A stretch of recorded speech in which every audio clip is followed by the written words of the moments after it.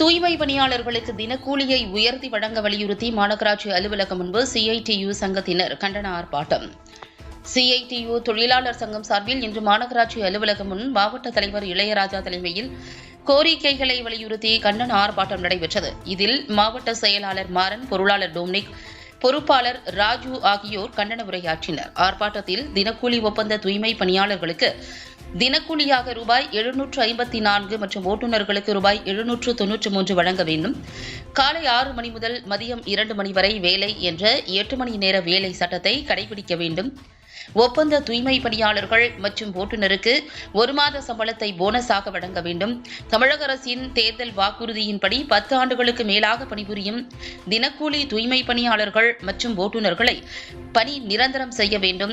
மாநகராட்சியில் பணிபுரியும் தொழிலாளர்களை சாக்கடை, வாய்க்கால் மற்றும் பாதாள சாக்கடைக்குள் இறக்காமல் நவீன இயந்திரங்கள் உதவியுடன் சுத்தம் செய்ய வேண்டும் உள்ளிட்ட பல்வேறு கோரிக்கைகளை வலியுறுத்தி கோஷமிட்டனர்.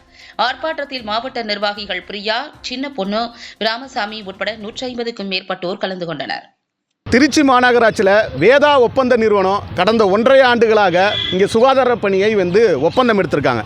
1700க்கும் மேற்பட்ட தூய்மை பணியாளர்கள் இங்கே வேலை செய்கிறாங்க.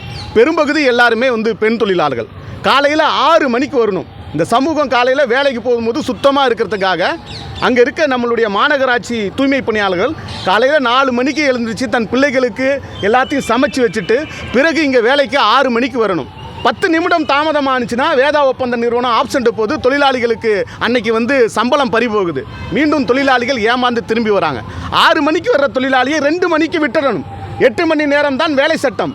அதை மீறி 5 மணி 6 மணின்னு சொல்லிட்டு ஒரு நாளைக்கு 11 மணி நேரம் 12 மணி நேரம் தூய்மை பணியாளர்கள் வேலை வாங்கி வதக்கப்படுகிறாங்க. இது சம்பந்தமாக மாநகராட்சி ஆணையரிடம் முகாரிட்டோம், மாநகராட்சியினுடைய மேயரிடம் சொல்லிட்டோம்.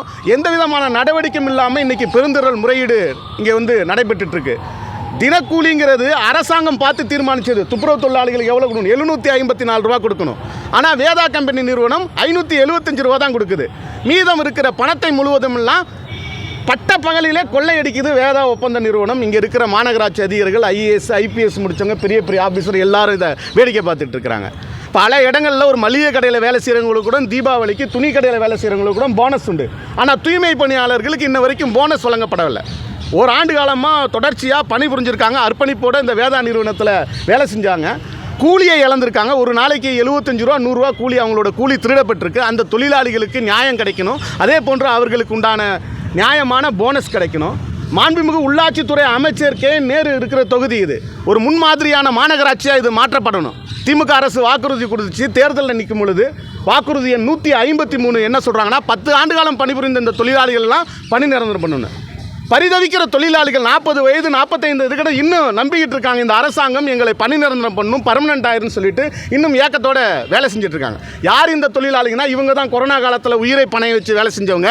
சென்னை பெருமழை வெள்ளம் வரும்பொழுது எல்லாவற்றையும் வீட்டெல்லாம் விட்டுட்டு அங்கே போய் 1 வாரம் 10 நாள் தங்கியிருந்த இந்த தொழிலாளிகள். இவர்களை இந்த அரசாங்கம், இந்த சாமானிய மனிதர்களை, இந்த தூய்மை பணியாளர்களை தேர்தல் வாக்குறுதி கொடுத்து ஏமாற்றக்கூடாது. ஒரு அரசு வேலைங்கிறது இவங்களுக்கு புதுசாக கொடுக்குறது. இவங்க செஞ்சிட்டு இருக்க வேலையை பணி நிரந்தரம் பண்ணுறோன்னு சொல்கிறோம். அதே போல் மழை நெருங்கிட்டு இருக்கு.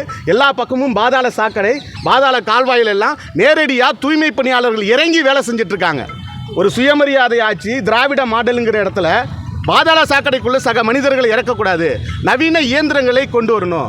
ஆர்டிஃபிஷியல் இன்டெலிஜென்ஸ் எல்லாம் பற்றி பேசிகிட்டு இருக்கு சயின்ஸு. ஆனால் இங்கே இருக்கிற சக தொழிலாளியை சாக்கடைக்குள்ளே இறக்கி விட்டு இவ்வளவு படித்த அதிகாரிகள், ஆஃபீஸர்கள்லாம் இருக்கும் பொழுது மாநகராட்சியில் இன்னும் பாதாள சாக்கடையிலையும் வாய்க்காலையும் தான் இறங்கி அங்கே இருக்க குப்பை குளங்களை ஆட்டுறாங்க. அதனால் இது சம்பந்தமான நேரடியான போராட்டங்களை நடத்திட்டு இருக்கோம். மேயரிடம் மனு கொடுத்துருக்கோம். அமைச்சருக்கு இதன் மூலமாக நாங்கள் வேண்டி கேட்டுக்கிறோம்.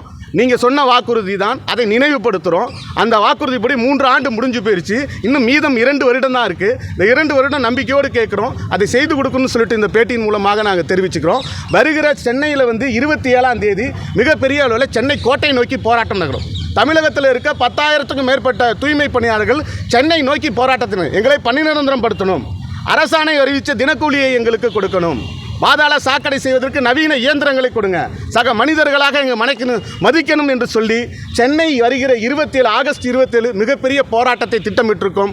அதனோடு பகுதியாக நாங்கள் சொல்லுகிறோம், நாங்கள் மனிதர்கள், சுதந்திர இந்தியாவில் நாங்கள் மதிக்கப்பட வேண்டும், நாங்கள் கொத்தடிமைகள் கிடையாது, 8 மணி நேர வேலை சட்டத்தை அமல்படுத்த வேண்டும், இந்த தொழிலாளிகளை மேற்கொண்டு துன்புறுத்தக்கூடாது.